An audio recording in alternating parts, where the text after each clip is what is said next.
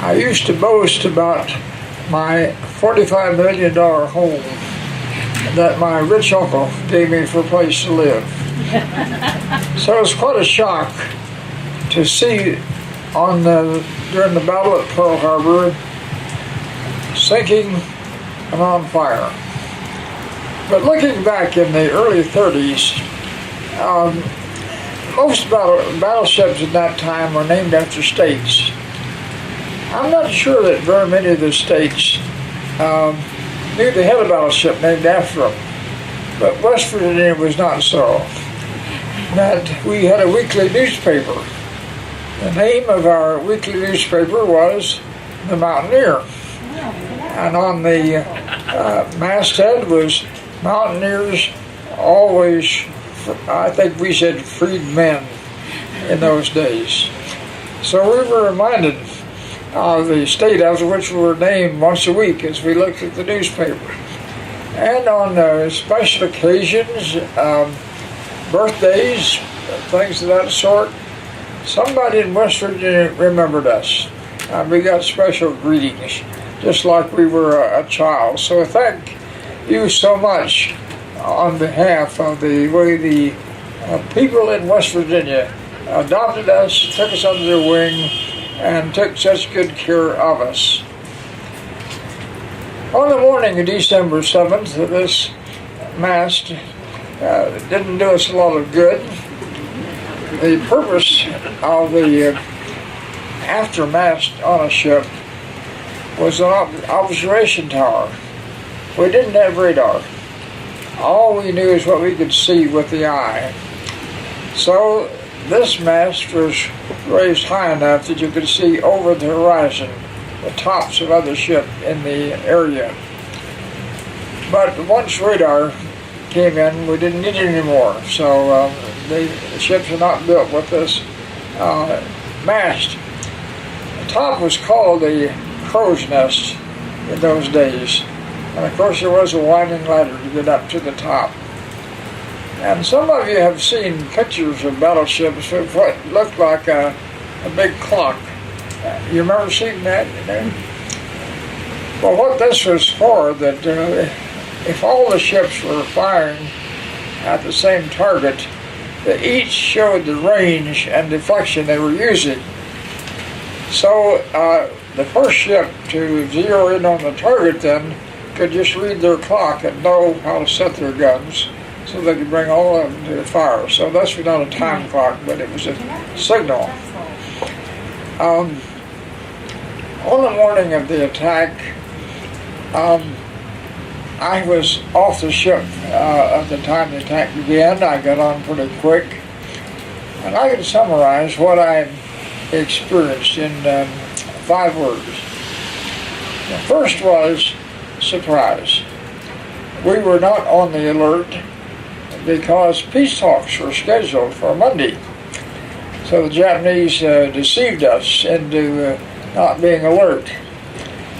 I remember seeing the peace ambassador take off from Pearl Harbor for Washington on Saturday morning.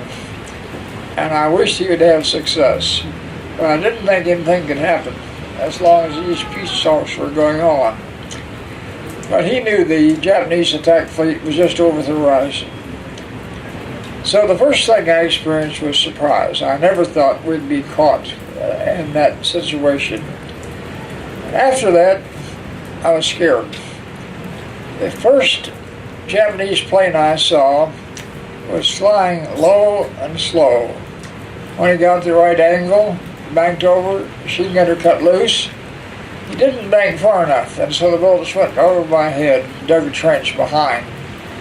I was afraid the next aviator would be more accurate. And then I got angry. I boasted a lot about what my ship could do. Then to see that got caught, hit by 9 aerial torpedoes, we didn't get a shot off. We lost all electric power in the attack, which most of the damage was done in the first 11 minutes of that 3-hour period that morning as the torpedo planes and dive bombers made a united attack right at the beginning. And then after being angry, I hope I've gotten over that, but I felt our leadership, both political and military, had let us down. So I was angry with them. And then I made a resolve. If I ever got in a position of authority, we'd never be caught napping. During the Cold War, I had a chance or two to exercise that. Then pride. Without training, without leadership, our men and women reacted perfectly. Everybody just instinctively looked to see what needed to be done and then did it. It was the right thing. We only shot down 29 Japanese planes, but another 74 were damaged to the point that when they got back to their carriers, they had to just roll some over the side. They were not repairable. So we made a quick response.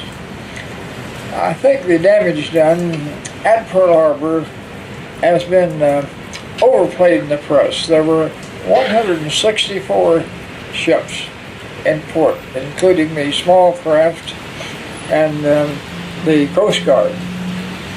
22 ships were damaged or sunk. So there was a lot of firepower left that morning. No submarines were touched that morning. The Industrial Navy Yard was not touched. And there were over 30 destroyers in port. Only 3 of them were damaged that morning. So immediately we mobilized, got ready to do what we could to win the war. I've been asked often, did you ever feel like you might lose? And I said no. It never dawned on us that we wouldn't lose the war. We didn't know how long it would take, but we knew we would. I talk to students pretty often, and my message to them is from a speech by Ronald Reagan in the 80s. The Navy speech was peace through strength. And he used a phrase, he coined the phrase, I hope every American will memorize. Only 3 words. And they are, weakness invites aggression. I think that's worth repeating. Weakness invites aggression. I saw an old parking sign the other day. It said, don't even think about parking here. So I've changed that around a little bit. We must keep America so strong in cyberspace, in the skies, on the ground, on the sea, under the sea, so strong that no aggressor will even think about attacking us. Thank you so much for coming out this morning. Great to see you, and offer my thanks to the great state and the people in it for what you did for the ship named after you.